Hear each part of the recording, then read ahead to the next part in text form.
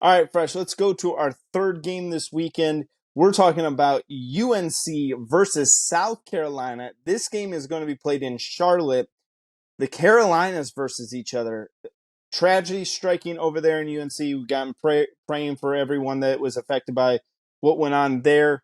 You know, sometimes it's great that we have football for a little bit, for a couple hours. You get to escape from reality for a little bit. Doesn't change the impact that they have going on over there. So our hearts and prayers go out to those affected by the events that happened at UNC.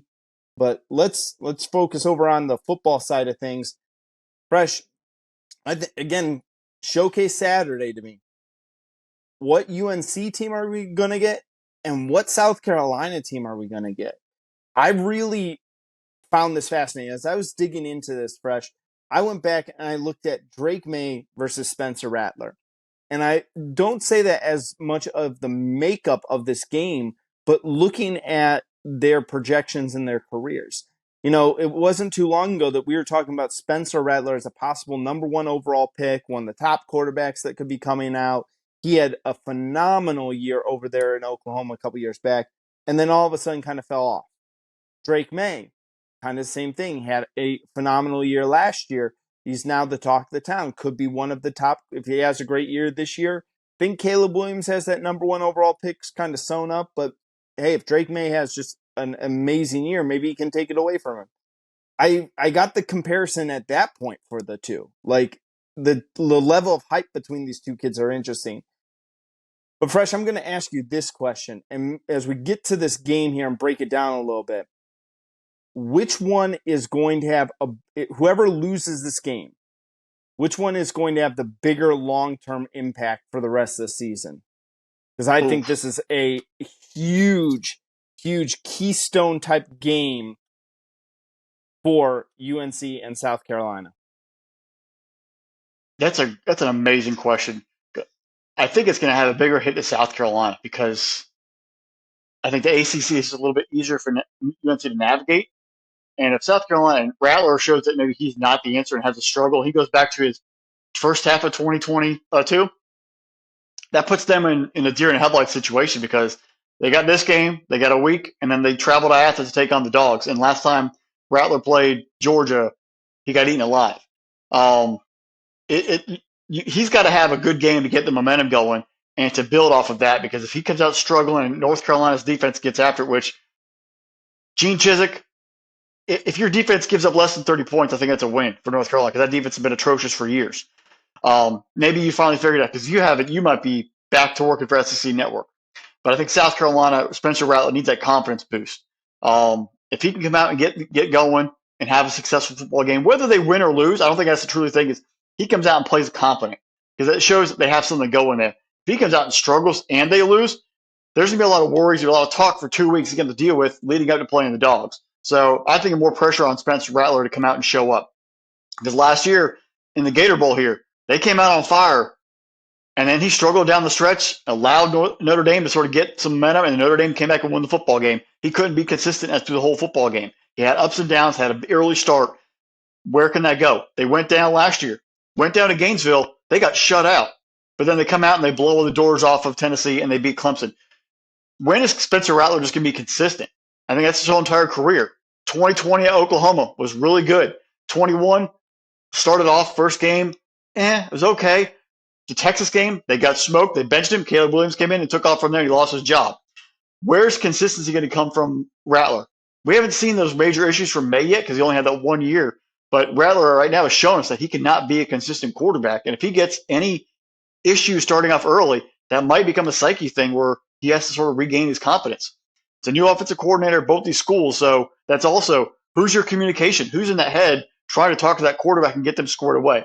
There's talent across the board on both teams. Both these quarterbacks are going to drive their team's to success or put them on the struggle bus. And so that's what I'm looking at this football game.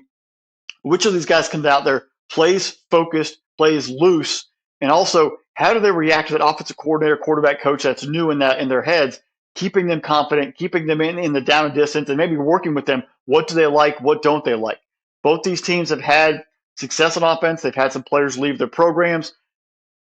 But when you get the two Carolinas together, we've seen it in bowl games, we've seen it in these same kind of kickoff classics in Charlotte. it becomes a bloodbath fun fest because there are just points, there's plays. These teams don't like each other. The fan bases hate each other even more. It's a quiet, hated rivalry. Like you have Carolina and you have Clemson, North Carolina State. They hate each other. No, but North Carolina, South Carolina, deep down, they do not like each other. So the fans, the team, the energy in that building is going to be there. Which of these quarterbacks can harness that energy and get their teams to play focus? I think it's going to be great. And I'm also, like I mentioned before, I want to see what North Carolina's defense does. Gene Chizik, you were sending last year to change it. They didn't improve. They got worse. This is your second year there. How can you get this defense at North Carolina to play better? They have a proud tradition of players there. How can you get your guys to get off the field and shut down the opposing offense? You can come out and show improvement. That makes me feel better about your chances in the ACC. If you come out and, again, look confused, miscommunications everywhere, no pass rush, no coverage, can't tackle, it's going to be a long year in Chapel Hill for that Tar Heel team. And honestly, I hate to say it, but if it gets bad, it could even be Mac Brown's last year if this team does not get turned around. There's too many expectations there to win. When it comes down to it, though, I like the way that Shane Beamer gets the Gamecocks to play. South Carolina will win this football game, and they will win it going away, and they will beat Carolina. South Carolina Gamecocks take it, and they jump into the top 25 after this week, and it will really put a shocker to North Carolina's program, but also a really big boost to what Shane Beamer's doing there in Columbia. So, Fresh, I thought while you were going through everything there, I was continuing to think in my head which one to me is going to have a bigger impact. And to me, it's if UNC loses this game, it pretty much is going to cause a lot of pressure later on in the season. Not only UNC is absolutely 100% going to have to knock off Clemson later on this year. If they don't beat Clemson, that their complete season is they don't have the opportunity to play Florida State this year. I mean, the rest of their schedule, they really don't have. I mean, Miami, whoop-de-doo. Duke, okay, they're a better team here. Clemson, NC State, okay, we don't know about them. Their schedule, like, if they lose this game, I'm looking for that big boy matchup for them to kind of bring a rectifying this loss and saying, okay, this is we're better than what this opening weekend loss was.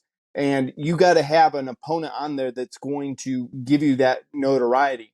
South Carolina loses this game, and then 2 weeks from now they go into Athens and beat Georgia. Guess what? No one gives a hoot and a half about a loss to North Carolina. Nope. Trust me, that's going to completely overpower it. That's why I think this game is going to mean so much more North Carolina.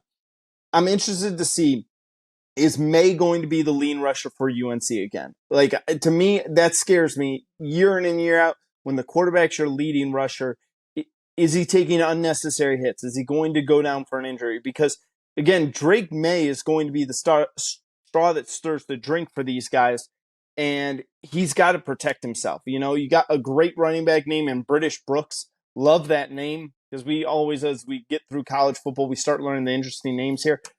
I need to see more out of him, but really on this, UNC's got a great defender. Get this name in your head very quick. Weak side linebacker Cedric Gray.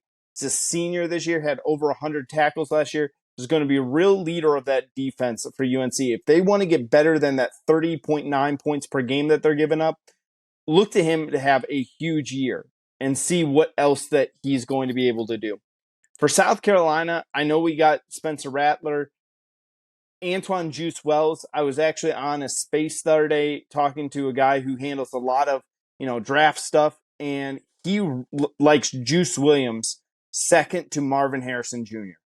And I said, he had some critiques about Xavier Worthy in Texas. I asked him about the two guys out there in Washington. We'll talk about them here. What about Buka? He says he really likes Juice Wells here.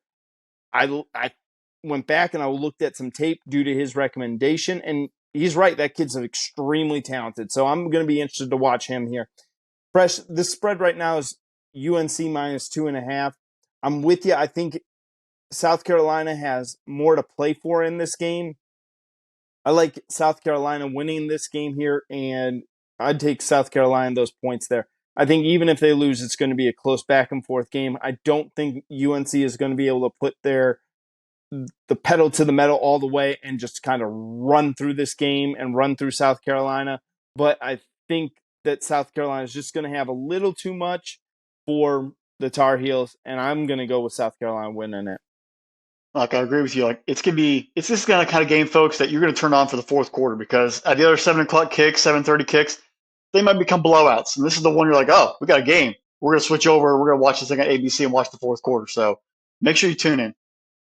Yeah, absolutely, guys. Make sure you tune into every single game this week. So let's go out. This is a Thursday night game. So if you're listening to this, please just jump ahead and miss it. Hey, I'll take this for a moment, folks. If you are watching this on the YouTube, hit that subscribe button before we go on to the next game. We are on our track. We hit 250. We've blown past 250 subscribers. We're on our way to 500 subscribers by October. That's our goal right now. Help us out. It doesn't cost you anything. It just helps out the channel. Hit that subscribe button, and then maybe just forget about it because you'll see it. No, watch our videos every single week. We appreciate everything like that. And that's all I'm going to say on that one.